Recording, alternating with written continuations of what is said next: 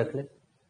हाँ, इधर से कोई भी बच्चे इंक्वायरी के लिए आए, कोई भी बच्चा चूंकि आवाज करते हैं तो आप उठ के पीछे चले जाए।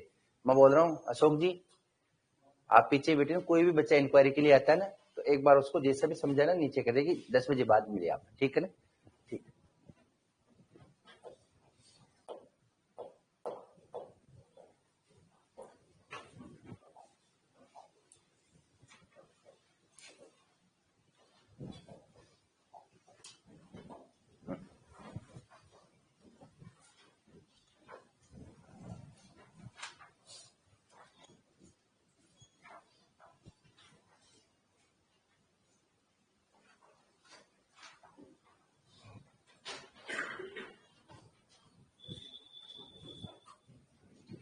हाँ जी, नमस्कार।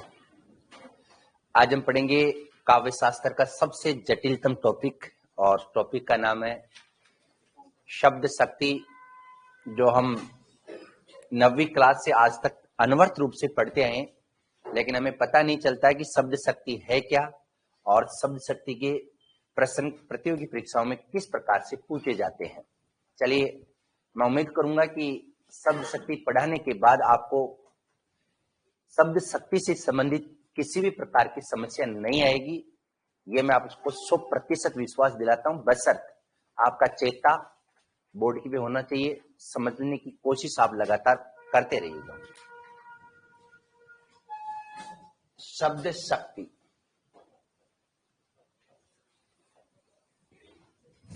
पहले आप समझिएगा 10-15 मिनट के लिए, फिर इसके बाद लिखाने का प्रोग्राम जारी रहेगा। शब्द शक्ति, शब्द 3 प्रकार के हैं और 3 प्रकार की शक्तियां बन जाती है। शब्द में निहित शक्ति शब्द शक्ति कहलाती है। आचार्य मम्मट ने 11वीं शताब्दी में कहा कि शब्दार्थ संबंध है शब्द शक्ति। जहां शब्द और अर्थ का संबंध होता है उसे शब्द शक्ति कहा जाता है। लेकिन इससे पहले बहुत सारी परिभाषाएं हम पढ़ते हैं, लेकिन वही डाक के 3 पात कुछ भी समझ में नहीं आता, तो बिल्कुल जीरो से मैं आपको समझाने वाला हूं। ये 2 शब्दों के योग से बना है। एक शब्द शब्द है और दूसरा है शक्ति। हिंदी में शब्द कितने प्रकार के होते हैं उसके आधार पर शक्तियों का निर्धारण होता है। तो ये तो आपके शब्द है, और शब्द के बाद इससे जो अर्थ निकलेगा और इसके बाद बन जाएगी आपकी शब्द शक्ति। ये जो मैं बात बताने जा रहा हूं, ये आचार्य मम्मट ने 11वीं शताब्दी में जो परिभाषा दी थी उसके आधार पर है। शब्दार्थ संबंध है शब्द शक्ति। शब्द अर्थ का संबंध शब्द शक्ति कहलाता है। शब्दार्थ है संबंध है शब्द शक्ति। शब्द और अर्थ का संबंध क्या होता है? शब्द शक्ति होता है। ये 11वीं शताब्दी में हिंदी काव्य शास्त्र के सबसे बड़े विद्वान आचार्य मम्मट ने यह बात कही थी। अब हम लोग केवल इस परिभाषा को रटते हैं। मैं चाहूंगा कि इसकी व्याख्या करवा दूं ताकि आपको समझ में आ जाए कि शब्द अर्थ संबंध शक्ति कैसे शब्द शक्ति होगी, शब्द और अर्थ का संबंध शब्द शक्ति कैसे होगी। तो हिंदी में 3 प्रकार के शब्द होते हैं, जिसे हम कह सकते हैं वाचक, नंबर 2 है लक्षक, और नंबर 3 है व्यंजक। ये 3 प्रकार के शब्द हैं, वाचक, लक्षक और व्यंजक। शब्द शक्ति के भी कितने भेद माने गए हैं? 3 ही भेद माने गए हैं। वाचक, वाचक से जो अर्थ निकलता है उसे हम लोग कह सकते हैं वाच्यार्थ। वाच्यार्थ, या इसे हम कह सकते हैं मुख्यार्थ, या इसे कह सकते हैं सरलार्थ, या इसे कह सकते हैं संकेतार्थ, या इसे कह सकते हैं और भी। ठीक है। वाचक से अर्थ निकलेगा वाच्यार्थ, मुख्यार्थ, सरलार्थ या संकेतार्थ। यहां लक्षक से अगर हम बात करें तो इससे जो अर्थ निकलेगा वो हो जाएगा लक्ष्यार्थ। मतलब यदि भूमि का समझ में आ गई 10-15 मिनट की क्लास आपको, तो समझ लीजिएगा कि शब्द शक्ति आपको अच्छी तरह से समझ में आ जाएगी। और इधर व्यंजक की बात करें तो व्यंजक से जो अर्थ निकलता है उसका नाम है व्यंग्यार्थ। ठीक है, तीन शब्द आपके सामने, तीन शब्दों से तीन प्रकार के अर्थ निकलते हैं और मोहम्मद साहब ये कह रहे हैं कि शब्द और अर्थ का संबंध क्या कहलाता है? शब्द शक्ति कहलाता है। वाचक से वाच्यार्थ, मुख्यार्थ, सरलार्थ और संकेतार्थ निकलता है, तो वहां जो शब्द शक्ति होगी उसका नाम है अभिधा शब्द शक्ति। देसी भाषा में सरल शब्दों में यदि आप समझना चाहे तो बात साफ है, जहां लोक प्रचलित अर्थ तत्क्षण यानी उसी समय समझ में आ जाए तो वहां अभिधा शब्द शक्ति होती है। जहां मुख्य अर्थ निकलता है, मुख्य अर्थ का मतलब मैं आपको बता देता हूं, जैसे आसमान रो रहा है, आसमान कभी रो नहीं सकता, इसका मतलब मुख्य अर्थ नहीं निकल रहा, इसका मतलब ये अभिधा नहीं है।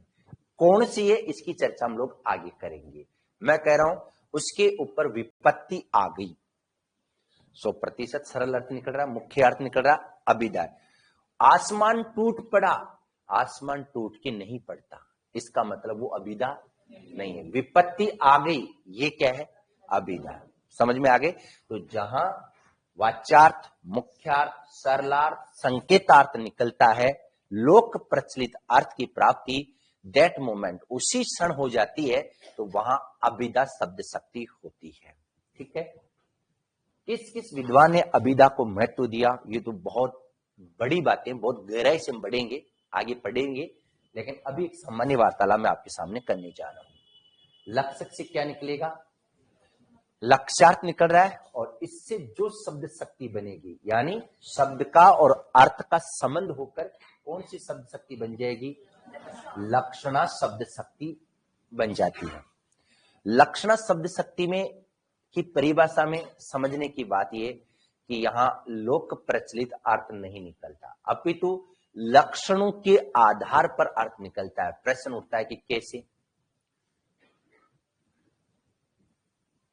पुलिस को देखते ही चोर 9-2-11 हो गया, 9-2-11 हो गया, तो 9-2-11 होते हैं क्या? कभी नहीं होते ना, इसका मतलब ये लोक प्रचलित अर्थ नहीं है ना। अब मैं यहां लिख दूं पुलिस को देखते ही चोर भाग गया, तो अभिधा। 9-2-11 हो गया तो क्या बन जाएगी? अब 9-2-11 के लक्षण दिखाई दे रहे हैं कि वो यहां से भाग गया। समझ में आ गए? तो लक्षणा में सीधा सीधा अर्थ नहीं निकलता है। देखो, इस क्लास के बच्चे चौकन्ने रहते हैं, इस क्लास के बच्चे पढ़ने के मामले में सदैव चौकन्ने रहते हैं। अब चौकन्ने का अर्थ होता है 4 कान, तो आपके 4 कान थोड़ी हैं, बोलिए है। लक्षणा शब्द शक्ति में, किस शब्द शक्ति में? लक्षणा में। अभिधा में तो 2 ही है, लेकिन लक्षणा में जाते जाते 2-4 कान होने पड़ेंगे। तो इसका मतलब लोक प्रचलित अर्थ थोड़ा ये चौकन्ना होना, 4 कानों का होना, बल्कि मैं कह देता हूं कि इस क्लास के बच्चे हमेशा एक्टिव मोड पर काम करते हैं, सजग रहते हैं, अभिधा। चौकन्ने रहते हैं तो ठीक है। ऐसे हजारों उदाहरण आप देखेंगे, पढ़ेंगे, और बिना अर्थ समझ में आए भी आप शब्द शक्ति आसानी से पहचान लेंगे। बहुत ज्यादा रिसर्च वर्क किया है शब्द शक्ति पर, और ऊपर ऊपर से नहीं पढ़ेंगे, जितना गहराई में जा सकते हैं वहां तक पहुंचने के हम लोग प्रयास करेंगे, चेष्टा करेंगे। आगे बढ़ते हैं। व्यंजना शब्द शक्ति। व्यंजना शब्द शक्ति शब्द व्यंजक है, अर्थ व्यंग्यार्थ है, और इन दोनों का संबंध क्या कहलाता है? बिल्कुल, इन दोनों का संबंध कहलाता है आपका व्यंजना। ठीक है, तो 3 शब्द, 3 अर्थ और 3 शब्द शक्तियां हो गई है। प्रश्न उठता है कि हम लोग तो 4 पढ़ते हैं, कहां पढ़ते हैं? आपकी किताब में पढ़ते हैं, बिल्कुल। एक और शब्द शक्ति है जिसका नाम है तात्पर्य। तात्पर्य नामक चतुर्थ शब्द शक्ति की परिकल्पना सबसे पहले संस्कृत के प्रसिद्ध विद्वान कुमारिल भट्ट द्वारा की गई थी, जिसे आगे चलकर रीतिकालीन आचार्य देव ने उसका समर्थन भी किया था कि हाँ, तात्पर्य नामक चतुर्थ शब्द शक्ति होनी चाहिए। ये शब्द शक्ति क्या है? विथ एग्जाम्पल मैंने किताब में लिखा, और आपको भी समझाया जाएगा कि तात्पर्य शब्द शक्ति क्या होती है, और बाद में इसको मान्यता क्यों नहीं मिली। विद्वानों को ऐसा लगा कि जो तात्पर्य नामक शब्द शक्ति है इसके लक्षण, इसके उदाहरण प्रारंभिक तीनों शब्द शक्ति में ही समाहित है, इसलिए इसे अलग से मान्यता देने की कोई भी आवश्यकता नहीं है। ठीक है, चलिए आगे बढ़ते हैं। अब प्रश्न ये उठता है कि साहब सब बातें आप बता रहे हैं, लेकिन इस समझ में कैसे आएगी, कैसे हम इसको समझेंगे? तो मैं आपके पास तीन तीन उदाहरण दे रहा हूं, चार दे देता हूं, आप कहें तो कोई दिक्कत नहीं, और अब आपको अच्छे से समझ में आ जाएंगे। चोर, अभी उदाहरण दिया था मैंने, चोर भाग गया। इससे पहले लिख देता हूं, किसको देखकर? पुलिस को देखकर, समझ जाएंगे, चोर भाग गया। फिर दूसरा, वह तेज गति से चलता है, गति से चलता है, बिल्कुल चल सकता है, इसमें तो कोई दिक्कत नहीं है, लोक प्रचलित अर्थ निकल रहा है। उसने तो मेरी इज्जत मिट्टी में मिलवा दी, मिट्टी में मिलवा दी, कौन सा अर्थ है? लोक प्रचलित अर्थ है, सामान्य अर्थ है।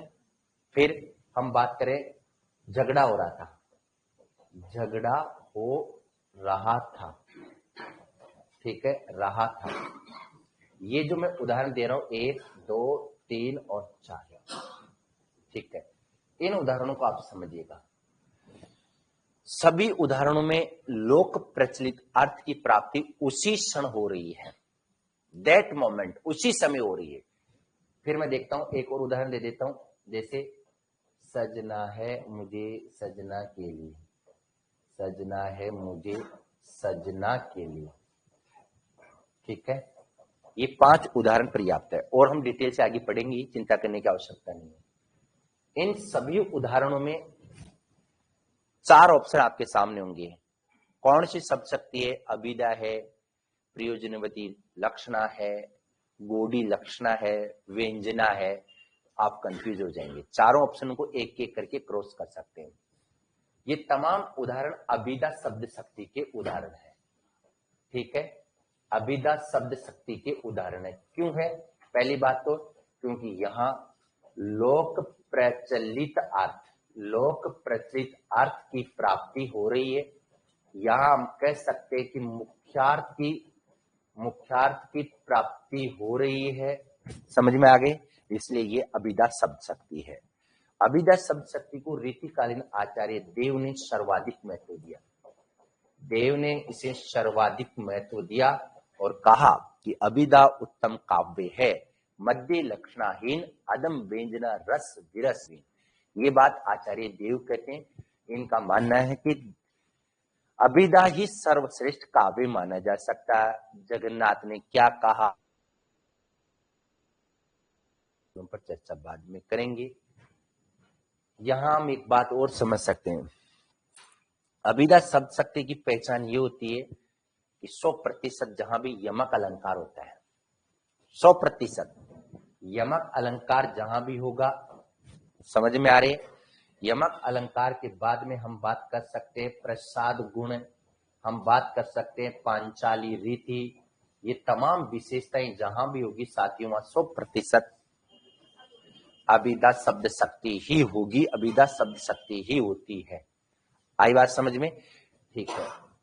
प्रश्न उठता है कि यमक अलंकार जहां होता है वहां अभिधा क्यों होती है? लोक प्रचलित अर्थ निकलता है, कोई भी व्यंग्यात्मक अर्थ नहीं होता। सजना है, तैयार होना है, मुझे सजना के लिए, अपने प्रियतम के लिए तैयार होना है, ये लोक प्रचलित अर्थ हो रहा है, इसलिए ये अभिधा ही होगी। हजारों उदाहरण देख लीजिएगा किसके, यमक अलंकार के, भाग लो, सजा दो, जो भी उदाहरण है सब अभिधा शब्द शक्ति के अंतर्गत आएंगे। फिर आप यहाँ एक बात और जोड़ सकते हैं, यहाँ कल्पना की प्रधानता नहीं होती, कल्पना की प्रधानता नहीं होती, बिल्कुल कल्पना नाम की चीज ही नहीं होती है। अगर आप संवेदना हो, कल्पना हो, अनुभूति हो, इनको काव्य के साथ अटैच करेंगे तो काव्य यथार्थता से विमुक्त हो जाएगा, पलायन कर जाएगा। इसलिए बात साफ है, यहाँ कल्पना की प्रधानता बिल्कुल भी नहीं होती। ओके, चलेगा। ये मुख्य तौर पर अभिधा शब्द शक्ति की पहचान है। अब हम बात करते हैं साहब, ये तो समझ में आ जाती है। आपने पद्य में उदाहरण नहीं दिया, बिल्कुल पद्य के उदाहरण भी आपको मिलेंगे, चिंता मत कीजिएगा। दूसरी शब्द शक्ति है आपकी अभिधा के बाद में लक्षणा। देखिएगा, लक्षणा शब्द शक्ति की यदि हम बात करें वास्तव में, तो ये भी आप आराम से समझ जाएंगे, बिल्कुल परेशान होने की आवश्यकता नहीं है। अगर आप पीछे जाना चाह रहे हैं तो एक बार चले जाइएगा। पुलिस को देखकर चोर भाग गया, यानी 9-2-11 हो गया। यहाँ क्या हो गया बताइए? चोर 9-2-11 हो गया, 11 हो गया। किस शब्द शक्ति में हो रहा है ये? लक्षणा में। हवा से बातें कर रहा है, हवा से बातें कर रहा है, हवा से बातें कर रहा है। बाजार में लाठियां चल रही थी, बाजार में लाठियां चल रही थी, लाठियां चल रही थी। लाठियां कभी नहीं चल सकती है, ठीक है। और भी एक उदाहरण रह गए, मैं जहां तक समझता हूं।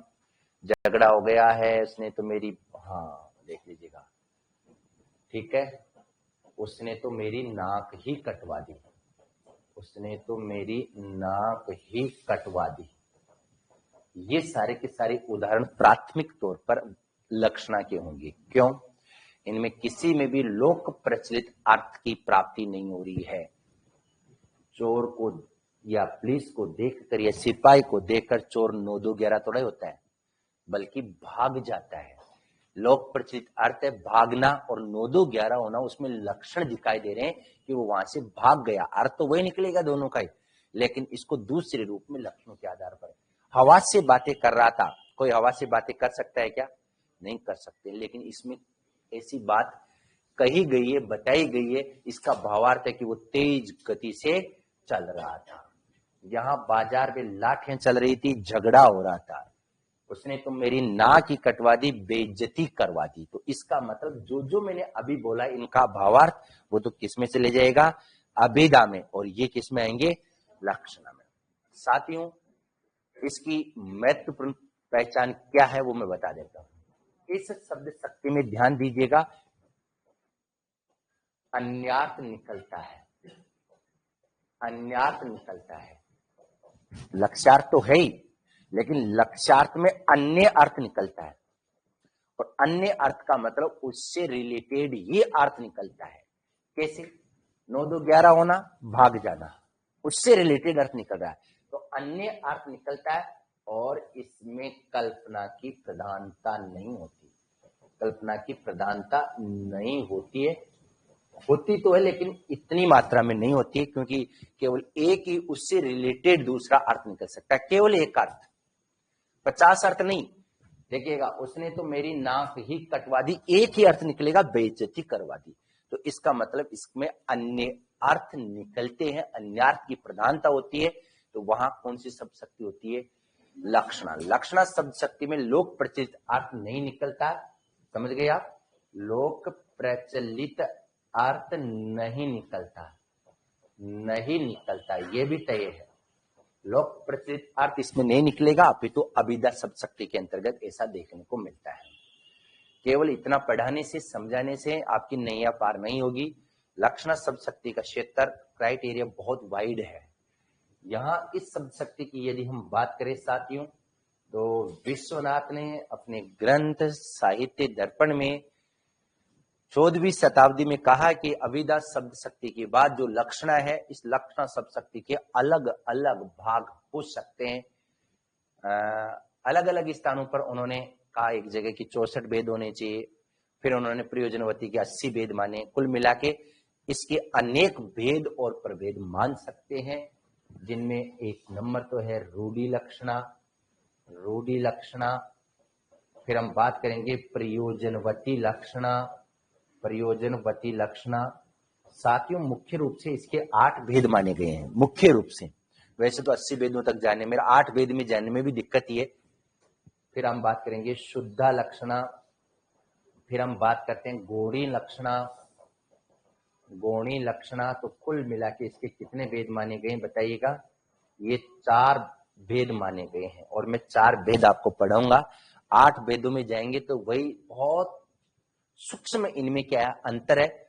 तो ये जो 4 याद हो रहे हैं ना, ये भी भूल जाएंगे आप, जितना गहराई में जाएंगे कोई मतलब नहीं रहेगा तो 4 भी मोर देन सफिशिएंट है। फिर भी यदि किसी को लगता है कि निशा में तो 80 पढ़ना चाहूँ तो अपनी किताब आराम से धाप धाप के पढ़िएगा, उसमें समझा रखा है।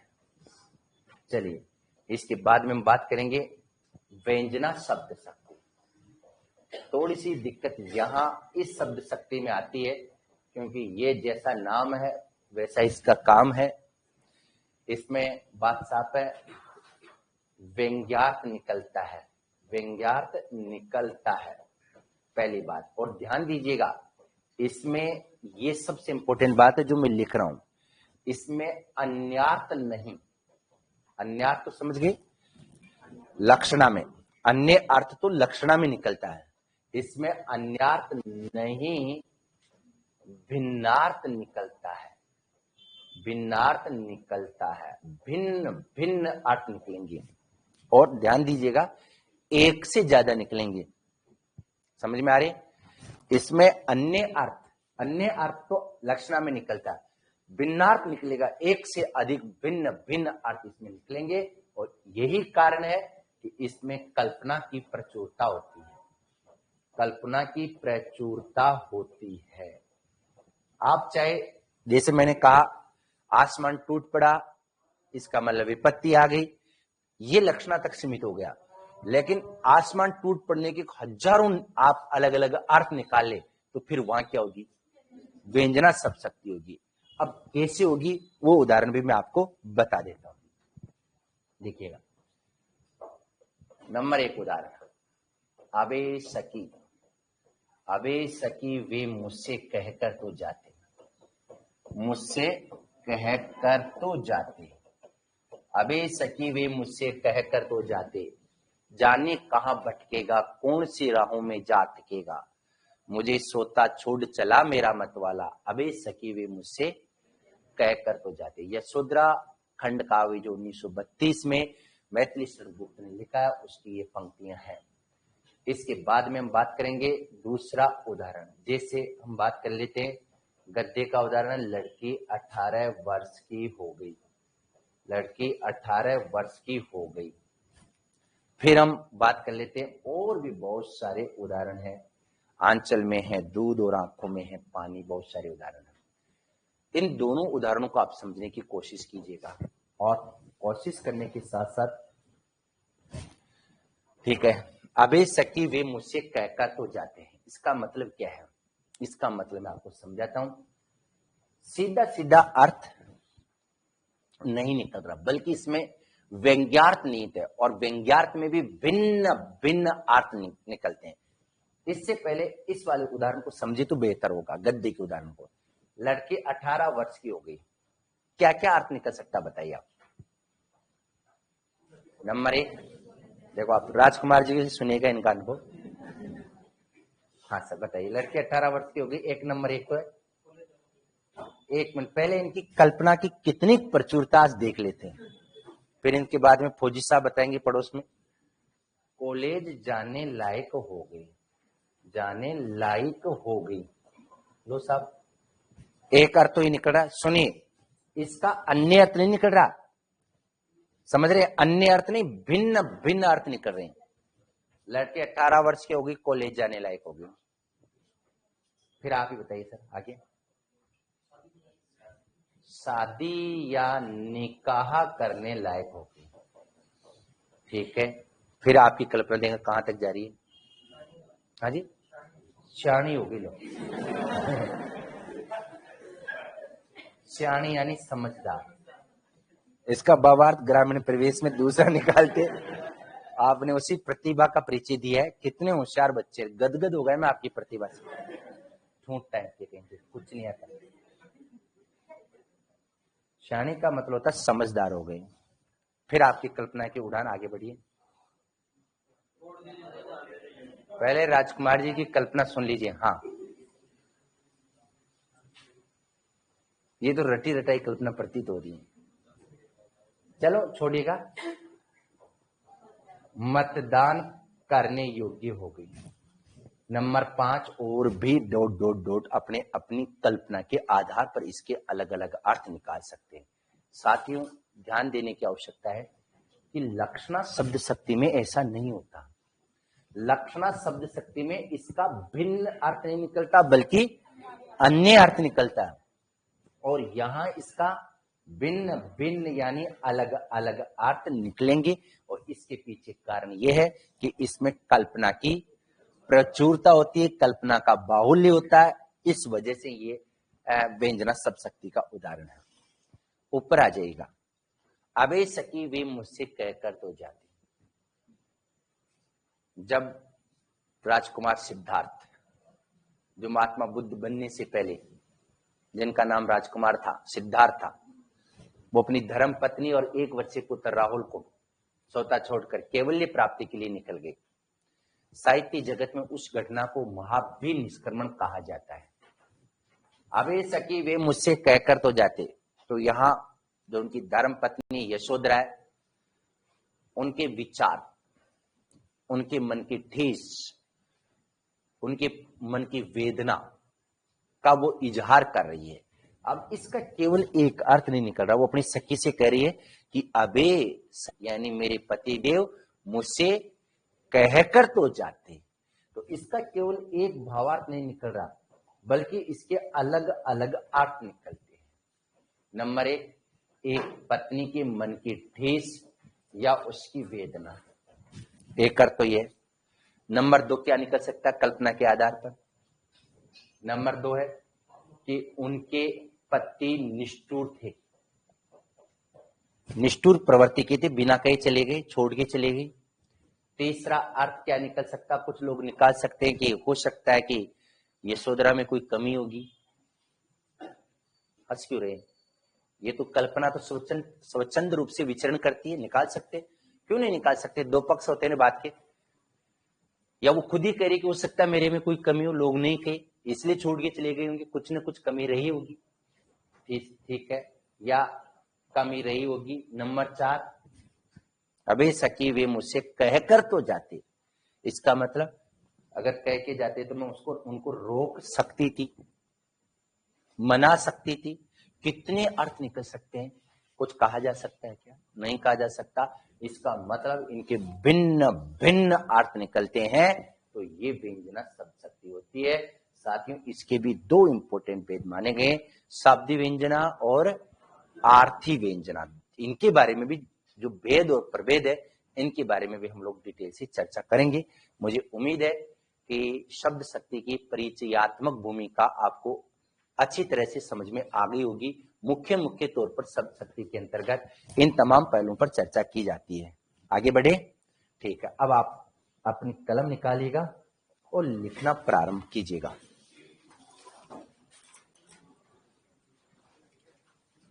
हाँ जी, शब्द शक्ति अगर एक बार में समझ में नहीं आए तो इस बार समझ में आ जाएगी। शब्द शक्ति 2 शब्दों के लिखेगा, 2 शब्दों के योग से, 2 शब्दों के योग से, शब्दों के योग से बनी है शब्द शक्ति। 2 शब्दों के योग से बनी है शब्द शक्ति।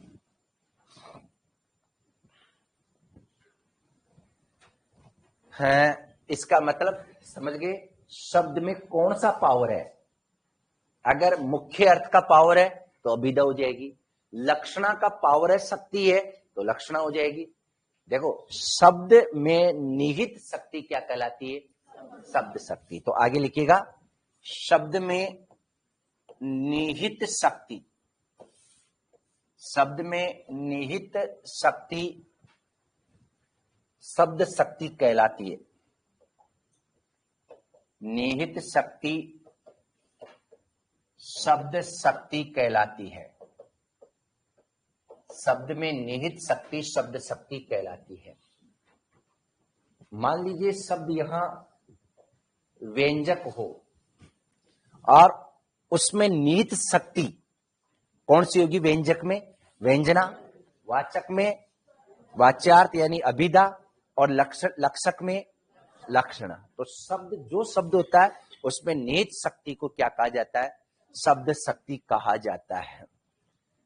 हाँ, लिखिएगा, जिसके माध्यम से किसी शब्द का, जिसके माध्यम से किसी शब्द का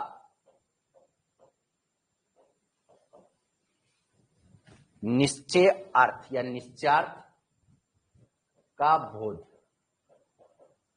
होता है, उसे शब्द शक्ति कहा जाता है।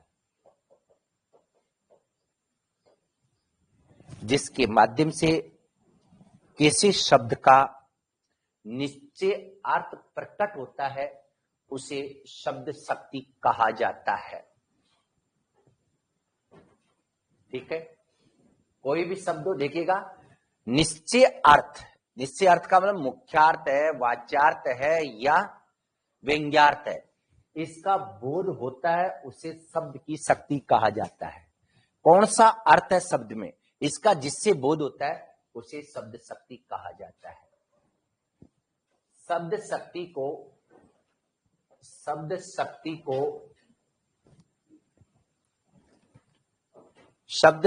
को अर्थ बोधक व्यापार हेतु अर्थ बोधक व्यापार हेतु भी कहा जाता है। शब्द शक्ति को अर्थ बोधक व्यापार हेतु भी कहा जाता है, मतलब ये इसका दूसरा नाम है। समझ लीजिएगा और मनन कीजिएगा कि कैसे अर्थ का बोध कराने वाले व्यापार का कारण ही शब्द शक्ति है। अर्थ का बोध करवाने वाले व्यापार का हेतु का मतलब होता है कारण ही अपने आप में क्या कहलाती है? शब्द शक्ति कहलाती है। जिसके माध्यम से, आगे बढ़िएगा, जिसके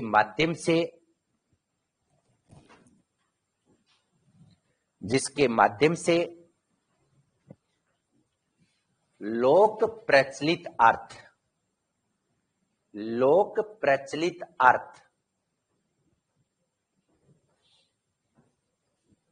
ऑब्लिक सरलार्थ, लोक प्रचलित अर्थ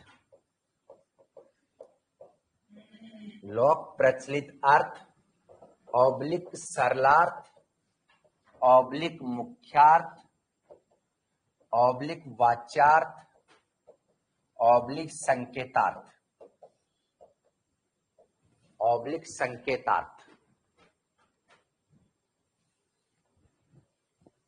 की प्राप्ति, संकेतार्थ की प्राप्ति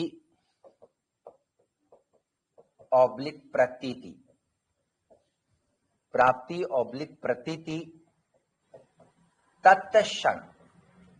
तत्क्षण का मतलब होता अंग्रेजी में दैट मोमेंट, उसी समय अर्थ की प्राप्ति या प्रतीति तत्क्षण यानी उसी क्षण हो जाती है। तत्क्षण यानी उसी क्षण या समय हो जाती है, तो वहां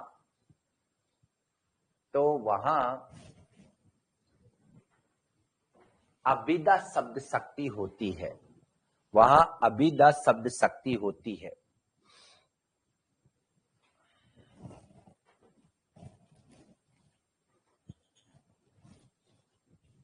ठीक है, अब अलग अलग विद्वान क्या कह रहे हैं ये भी आप समझ लीजिएगा। मैं 3-4 विद्वानों के अनुसार परिभाषा दूंगा आपको। धीरेन्द्र वर्मा जी क्या कह रहे हैं, लिखिएगा। धीरेन्द्र वर्मा के अनुसार अभिधा शब्द शक्ति क्या है? धीरेन्द्र वर्मा के अनुसार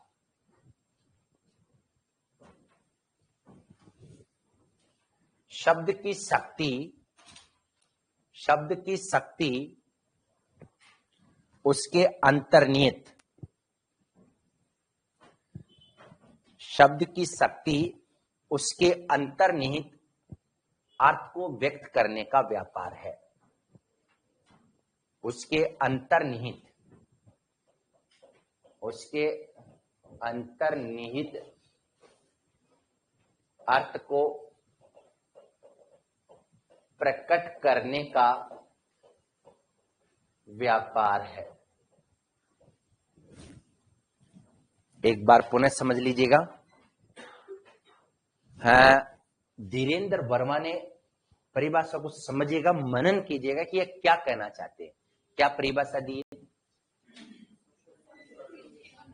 शब्द शक्ति, लिख लेता हूं, मैं बता देता हूं। शब्द शक्ति उसके अंतर्निहित अर्थ को प्रकट करने का व्यापार है।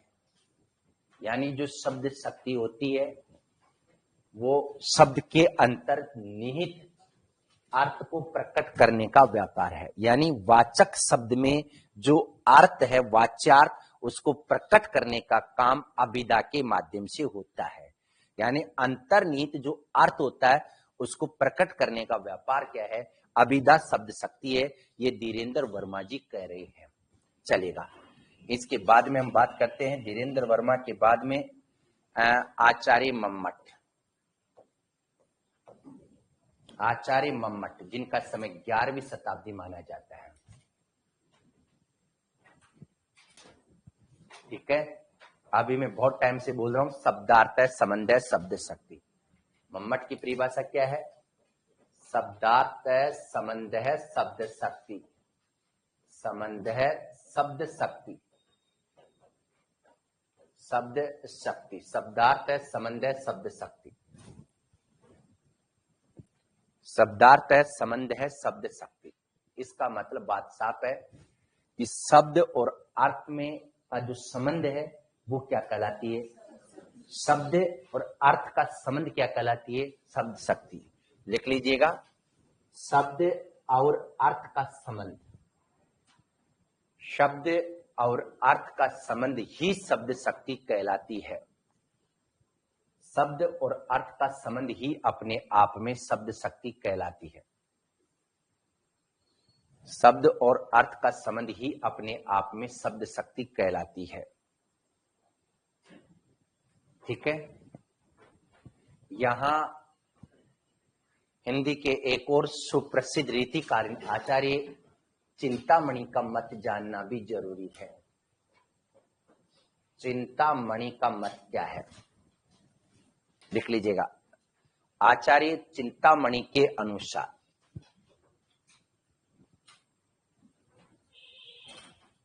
इन्होंने चिंतामणि के अनुसार इन्होंने शब्द और अर्थ को परिभाषित करते हुए कहा है। इन्होंने शब्द और अर्थ को परिभाषित करते हुए कहा है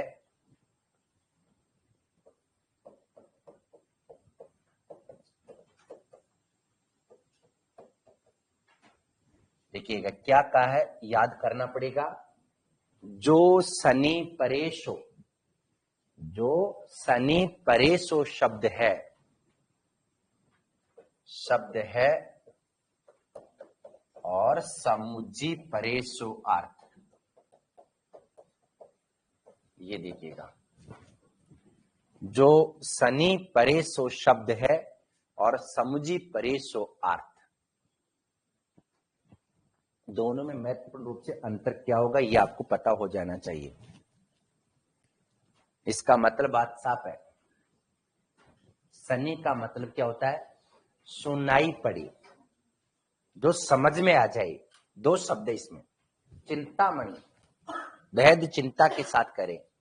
जो सनी परेशो शब्द है, यानी जो सुनाई पड़ता है वह तो शब्द है, और समझी परेशो अर्थ, और जो समझ में आ जाए वो क्या होता है? अर्थ। और इन दोनों का जो योग होता है वो क्या कहलाता है? शब्द शक्ति। लिखिएगा पहले, जो सुनाई पड़े, जो सुनाई पड़े वह शब्द है। जो सुनाई पड़े वह शब्द है, और समझ में आ जाए वह अर्थ, और समझ में आ जाए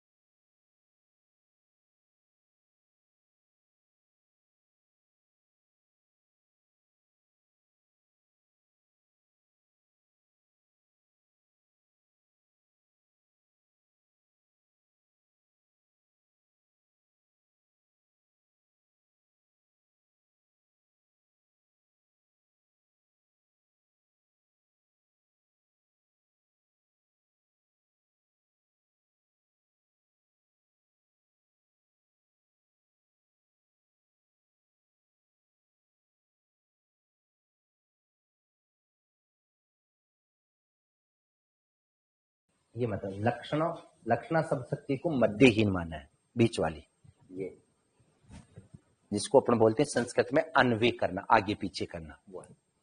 ठीक है जी। अब यहां एक और कथन लिख लीजिएगा। आचार्य मम्मट साहब क्या कह रहे हैं, इनका मत जानना जरूरी है, 11वीं शताब्दी के आचार्य हैं। लिख लीजिएगा आचार्य मम्मट, इन्होंने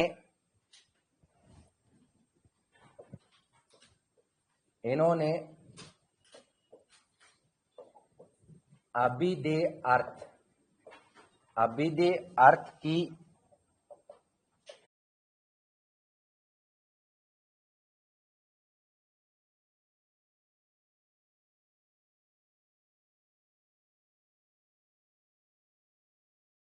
बौद्धिक वृत्ति को अभिधा कहा। अभिधेय अर्थ की बौद्धिक वृत्ति को अभिधा कहा।